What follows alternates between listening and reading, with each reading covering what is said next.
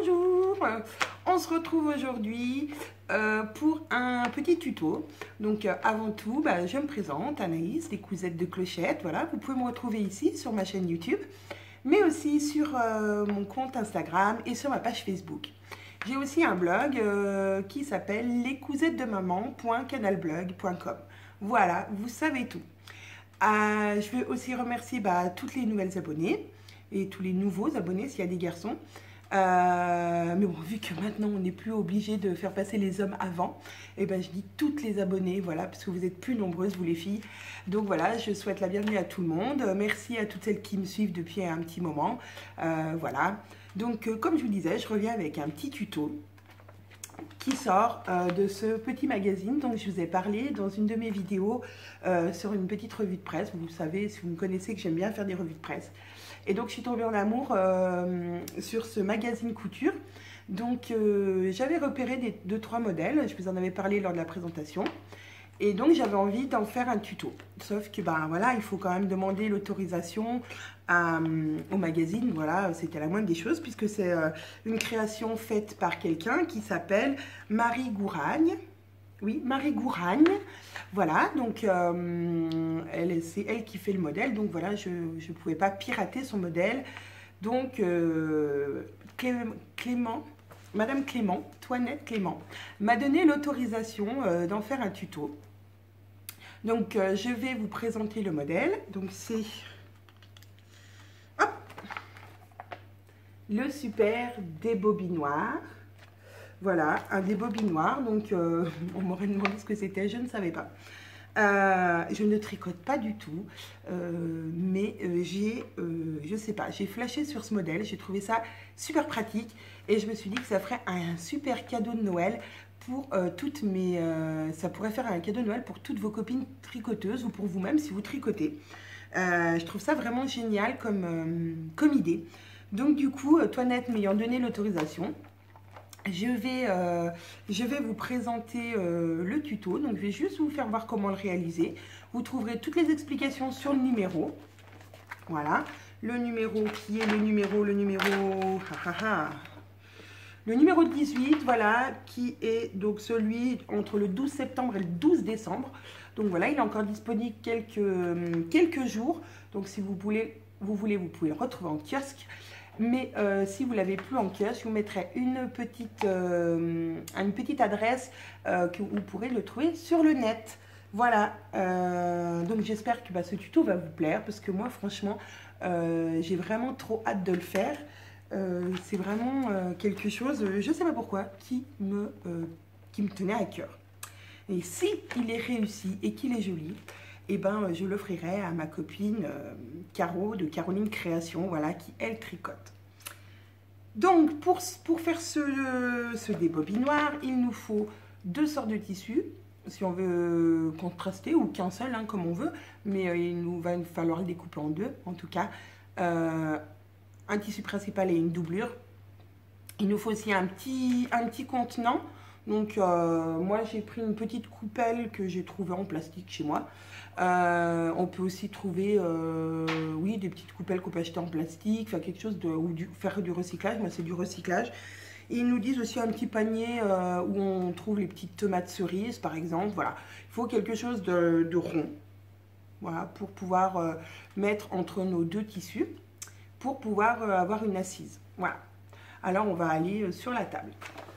Voilà, j'ai réuni tout le matériel qu'il nous faut. Donc il nous faut une petite coupelle, voilà, moi j'ai pris une coupelle en plastique. Il nous faut 2 cercles, une pour le tissu principal et une pour la doublure. Et il nous faut 2 rectangles, un plus petit pour le tissu principal et un petit peu plus haut pour le tissu de doublure. Donc on plie déjà nos rectangles en 2, voilà, comme ça. Et on va l'aplatir avec l'ongle, voilà, pour marquer le centre. Pareil avec une autre tissu extérieur, pardon. Hop. Et on va maintenant prendre le tissu qui correspond au fond, donc c'est ça, voilà. Et épingler le tissu du fond endroit contre endroit avec le rectangle, en partant du centre. Alors, on prend le centre et on part d'ici et on va coudre.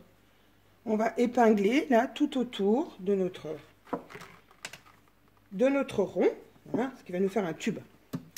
Donc c'est parti, on va épingler. Alors moi je pense mettre des clips.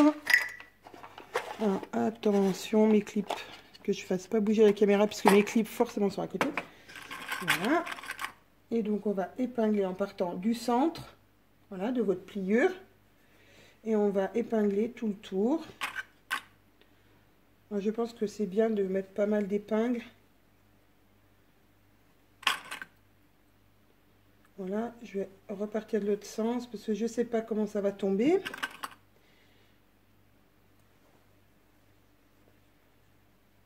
Voilà. Oups. Donc, je pense que je vais m'éclater à faire ce tuto et à faire ce modèle parce que franchement, c'est très simple. Les explications du magazine sont quand même pas mal. Alors moi, c'est vrai que j'ai toujours un peu de mal avec les explications texte. Pas parce qu'elles sont mal faites, hein, bien au contraire, souvent elles sont très bien faites. Mais on a tous une façon de dire les choses et on ne comprend pas... Enfin, voilà, je trouve que c'est difficile de décrire les choses pour que vraiment la plupart des gens comprennent ce qu'on veut dire. Donc le tuto vidéo, je trouve ça pas mal. Bon, pas parce que j'en fais, hein. Mais moi, j'ai regardé pas mal de tutos et je regarde toujours pas mal de tutos quand même sur Internet. Donc voilà, on va arriver au bout. Donc on va pas épingler vraiment jusqu'au bout. Parce que après il va falloir coudre la montée. Enfin, la ligne droite qui va remonter. Donc, voilà, il faut quand même laisser pour qu'on puisse... coudre ça comme ça après ensuite. Donc on va venir coudre jusqu'à vraiment, voilà, on va plier le tissu comme ça. Je vais le faire mettre tout de suite une petite pince là, ça va me donner un repère. Et je vais approcher mes deux dernières épingles, mes deux derniers clips au plus près. Voilà, comme ça. Et j'enlève celle-ci, comme ça je sais qu'il faut que je couche jusqu'à ici. Donc on va coudre tout ça à 5 mm du bord. Donc moi 5 mm c'est en gros mon aiguille quand elle est le plus à droite, c'est en gros c'est pas en gros, c'est le reste de mon pied de biche. De l'aiguille au ras de mon pied de biche, ça fait 5 mm. Donc ça c'est très bien. Donc on va coudre, je disais, endroit contre endroit, le rectangle au fond, en partant du pli. Voilà, et on va coudre tout autour sur l'envers à 1 à 0,5.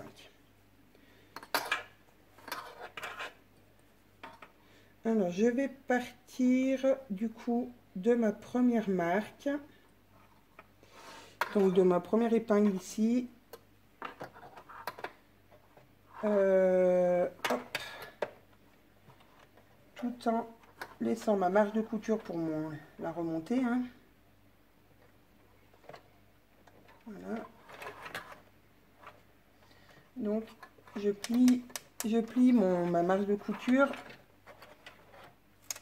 Je vais être obligée d'enlever le clip qui est derrière. Mais bon, donc, vu que j'ai le repère des yeux, on va dire de mes yeux, que j'ai vu où je devais partir, je pars ici. Je baisse mon aiguille. Et on est parti. Voilà. Marche avant, marche arrière. Et on va y aller doucement parce qu'il faut bien que les deux tissus soient bien bord à bord quand même. Et de bien suivre la marge de 0,5.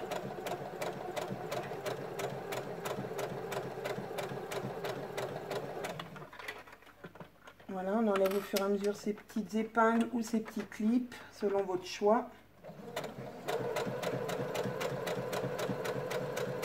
On fait attention que ça ne fasse pas de plis. Voilà, quand on tourne. Donc voilà, on a le temps, il faut y aller doucement.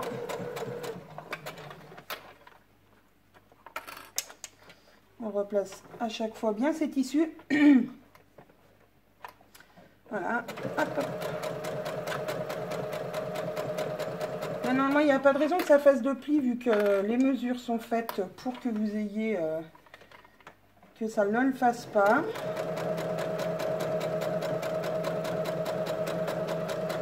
Voilà, j'espère vous refaire d'autres tutos sur le prochain magazine.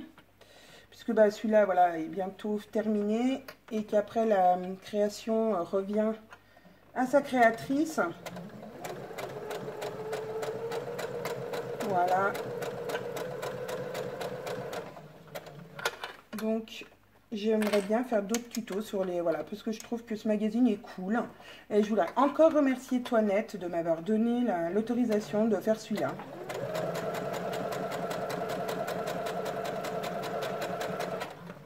Voilà, donc on va vraiment faire le tour en y allant, comme je vous disais, assez doucement. À part si vous êtes une grande experte de la couture. Hein. Mais voilà. J'ai appris que vitesse et précipitation ne faisaient pas bon ménage avec la couture. Donc voilà. J'essaie de baisser le tissu, vous voyez quand même un peu, même s'il n'y a pas grand chose à voir à part le fait qu'il faut tourner autour. Et puis il va falloir s'arrêter donc avant. Moi, hop. Je vais m'arrêter avant d'arriver au bout. Je pense que ça sera plus simple.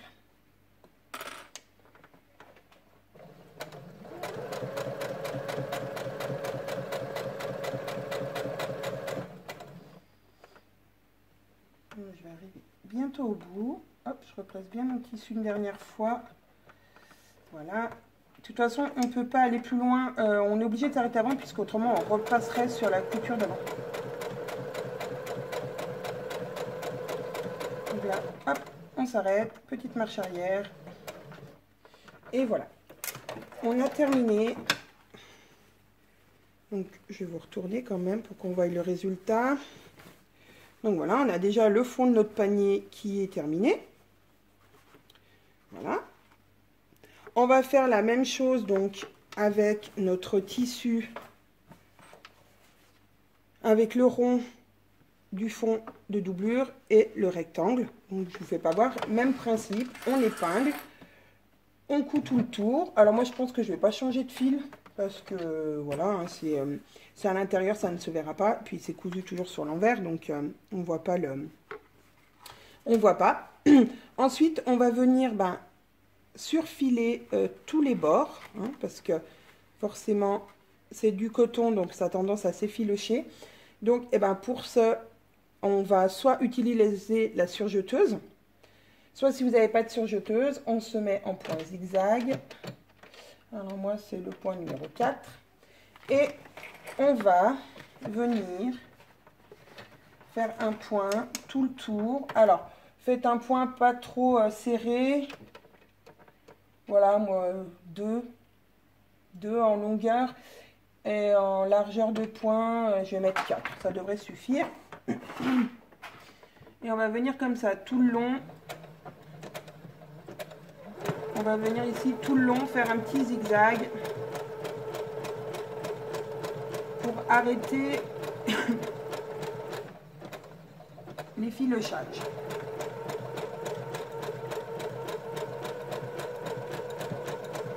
Donc voilà, vous avez compris le principe, ça fait un petit zigzag tout autour pour éviter que ça s'effiloche. Donc voilà, j'ai fait la même chose donc sur le tissu intérieur. Donc maintenant, on va épingler ou clipser la partie qui nous reste, qui est ouverte encore pour fermer le tube. Voilà. On va coudre cette partie-là. Alors, là, tout à l'heure, on avait laissé ouvert un petit peu, donc il va falloir fermer tout ça. Donc, je vais partir du bas. Hop. Je pense que je vais mettre 1 cm pour le coup. Voilà. Marche avant, marche arrière. Et on va aller jusqu'en haut.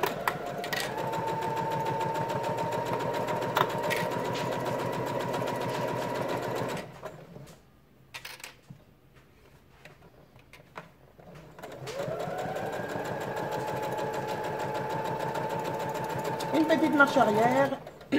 Et voilà. Pareil, il faut surfiler les côtés. On peut réduire la marge, c'est-à-dire on peut recouper un petit peu si on veut. Il n'y a pas grande nécessité de réduire les marges. On va couper quand même les fils. Voilà. Donc on se remet en point zigzag. Et on va faire notre petit zigzag.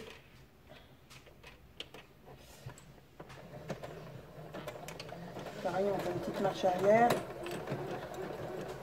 Et on va aller jusqu'en haut avec notre petit zigzag. Et on va faire pareil sur notre deuxième tube pour assembler le côté. Donc, le tissu extérieur est cousu. Le tissu intérieur, donc il faut le coudre et s'arrêter à 2 cm. Voilà, j'avais oublié de vous préciser avant de coudre. Hop, il faut bien s'arrêter 2 cm avant. On coupe les petits fils. Et on va marquer ce pli. Donc on va plier. Voilà, on va marquer ce pli. Alors le mieux c'est de faire passer. On retourne déjà comme ça. Je vais l'épingler pour pouvoir marquer correctement. Hop. Donc, si vous entendez parler, c'est ma fille. Voilà, donc là il se positionne plutôt bien. Donc je vais le marquer simplement à l'ongle. Ou alors regardez, j'ai une équerre. On va l'aplatir comme ça. Voilà, ou à l'ongle. Pareil de l'autre côté. Voilà, 2 cm. Donc le tissu extérieur, on va le retourner sur l'endroit. Voilà, on l'a surfilé, hop, retourner sur l'endroit. Et le tube de l'intérieur, donc celui-ci, on va laisser, donc je vous ai dit, vous avez laissé donc une marge en haut de 2 cm que vous n'avez pas cousu. Et donc, on a plié, on a marqué, et lui, on le laisse sur l'envers. D'accord? On va placer la corbeille dans le fond de la poche extérieure. Donc voilà, comme ça. Hop. Jusqu'à là, vous me suivez? On va poser notre tissu, notre tube. Alors, on enlève les fils. À l'intérieur. Donc on va faire correspondre les... Hop, on va faire correspondre les coutures ensemble quand même. Voilà, on le met à l'intérieur de notre poche. Donc on a mis, donc voilà, comme je vous ai dit, le tissu extérieur à l'endroit, la pochette donc en vert à l'intérieur. Donc là vous voyez c'est l'endroit du... Voilà, donc on va y l'endroit. Ensuite on va faire un petit rentré de 5 mm. Donc voilà, et on va épingler. Alors on fait une petite rentrée comme ça à la main. Voilà. Et on va épingler pour que ça tienne quand même le temps de la couture. Voilà, et on va faire, alors je sais pas, je vais essayer que vous voyez ce que je fais. Voilà, on va faire un petit rentré de 5 mm. Et au fur et à mesure, on épingle. Autrement ça ne tiendra pas sur notre panier. Voilà, on va épingler tout le tour. Hop. Et une fois qu'on aura épinglé tout le tour, on va venir faire une piqûre. C'est l'étape un petit peu fastidieuse. Voilà, en plus j'ai fait la mauvaise élève, j'ai pas surfilé mon bord. Donc j'aurais dû.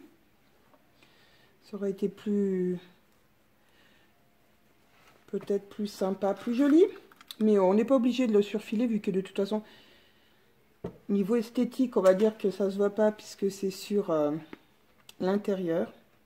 Bon là, mon tissu est crème, donc on voit un petit peu par transparence mon petit tourlet. Mais bon, il n'y a pas beaucoup, il n'y a pas d'importance, hein, ça, c'est pas... Juste qu'il faut être du coup... Il faut bien le plier pour que ça soit joli. Donc, on nous a dit de laisser un trou de 2 cm, hein, parce que bon, bah, j'ai suivi quand même l'explication. Hein, et j'ai pas inventé le modèle, donc j'ai pas inventé non plus la façon de le monter. Mais du coup, 2 cm, ça me paraît léger. Vous voyez, là, il va me rester que 2 cm. Pour passer un cordon, il va falloir passer un cordon, va pouvoir serrer le haut de notre débobinoir. Donc, 2 cm, je trouve ça un petit peu léger puisqu'on fait une rentrée de 0,5. Donc, je pense qu'il aurait fallu laisser quand même un tout petit peu plus. Donc, je vous conseille de laisser un petit peu plus. Ici, donc pour pas que ça se voie. Donc, on va se mettre au bord de la fente.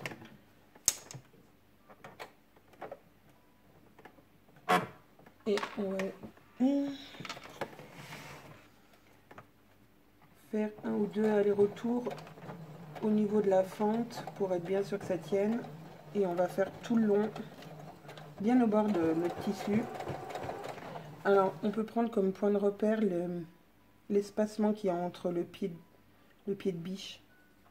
Ça peut nous donner un repère.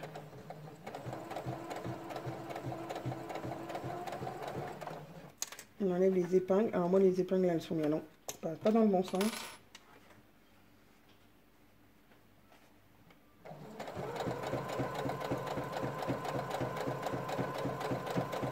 Voilà, on va aller comme ça tout le tour. Et jusqu'à revenir à la fente. Et pareil, on refait un aller-retour sur la fente pour bien fermer.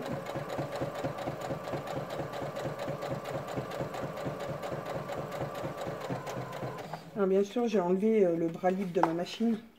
C'est un peu compliqué avec la boîte à l'intérieur. Ça bloque un peu.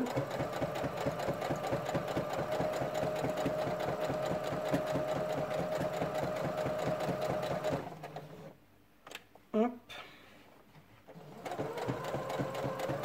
On a bientôt fini. Voilà, c'est quelque chose d'assez rapide à faire finalement. Le plus long, ça sera de prendre toutes les mesures nécessaires pour aller dans votre boîte, enfin pour aller avec votre boîte.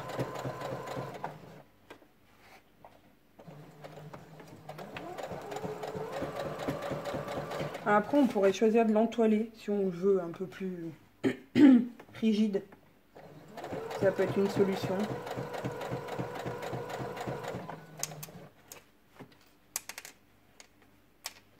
Il faut bien faire attention que la rentrée reste bien à l'intérieur. C'est pareil, on aurait pu le faire et puis le passer au fer, à repasser. Le problème, c'est que il y a déjà la boîte à l'intérieur, donc c'est moins pratique.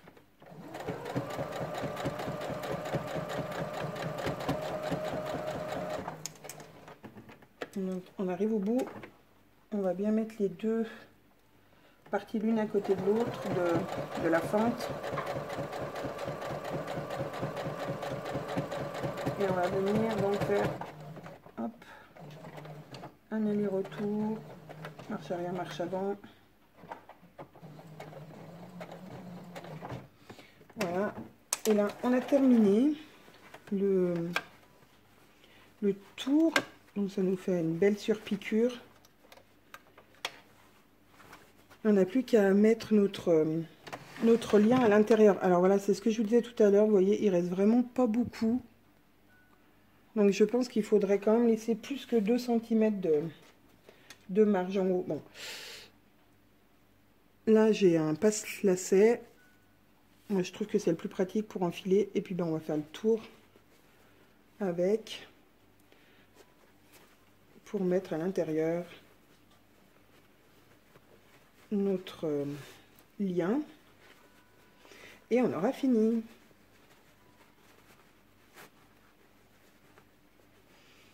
Hop, on ressort de l'autre côté. Il faut trouver le trou. Là. Alors le l'avantage du passe à sel, enfin moi je trouve que c'est plus pratique qu'une aiguille, enfin qu'une épingle à nourrice. Voilà.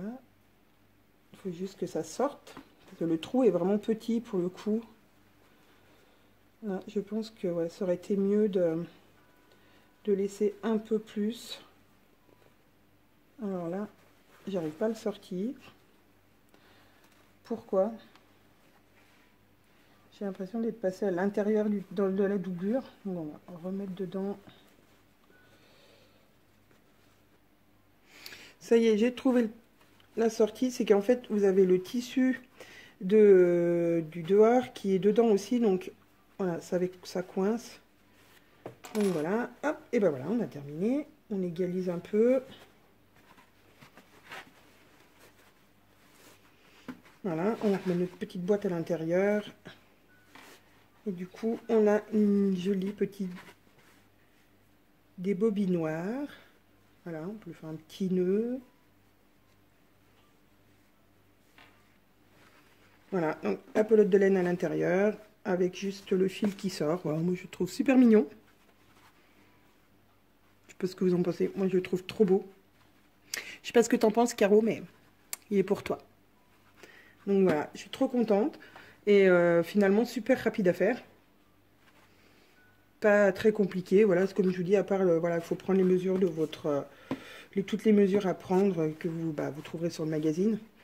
Et après, une fois toutes ces mesures prises, voilà, en termes de couture, je trouve que c'est assez rapide et pas très compliqué. Et l'effet est vraiment super. Je crois que je vais en refaire d'autres pour mes copines tricoteuses, voilà, parce que j'adore. Il est vraiment trop mignon. Et ben voilà, petit tuto terminé. J'espère qu'il vous aura plu. En tout cas, moi, j'étais enchantée d'avoir partagé ce coup de cœur avec vous.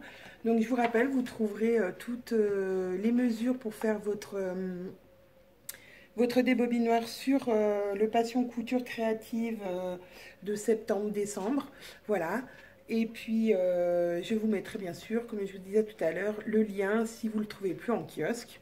En tout cas, moi je le trouve vraiment trop mignon ce petit débobinoir. J'ai filmé donc la fin un petit peu après puisque voilà, repas se faisant, voilà, il fallait que j'arrête de filmer. Donc j'ai fait voir ma petite création à Caroline et voilà, elle le trouve très beau, donc je suis super contente. C'est pour toi, ma Caro. Et voilà, j'espère que tu t'en serviras. Et moi, en tout cas, je le trouve trop chou, trop chou. Donc je pense que voilà, je l'ai déjà trop dit que je le trouvais trop bien. Je voulais encore remercier Toinette Clément pour m'avoir autorisé à faire ce tuto. J'espère que je pourrai encore en faire d'autres parce que voilà, je trouve le concept du magazine, comme je vous disais, assez sympa. Et voilà, des tutos gratuits, pourquoi pas? C'est bien d'avoir des tutos gratuits.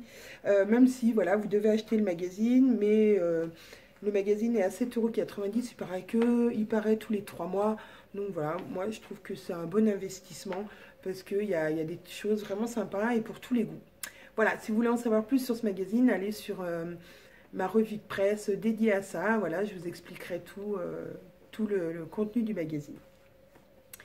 Il ne me reste plus qu'à vous souhaiter une bonne journée, une bonne nuit, une bonne matinée, je ne sais pas comment vous me regarderez. J'attends vos petits commentaires, si vous avez des petits commentaires. N'hésitez pas, si vous voulez, à publier, si vous l'avez fait, à publier sur Instagram en mettant un hashtag les cousettes de clochette. Voilà, ça me fera plaisir de voir vos réalisations ou de les publier sur ma page Facebook. Voilà. Je vous fais des gros bisous et puis je vous dis à très bientôt pour un prochain tuto.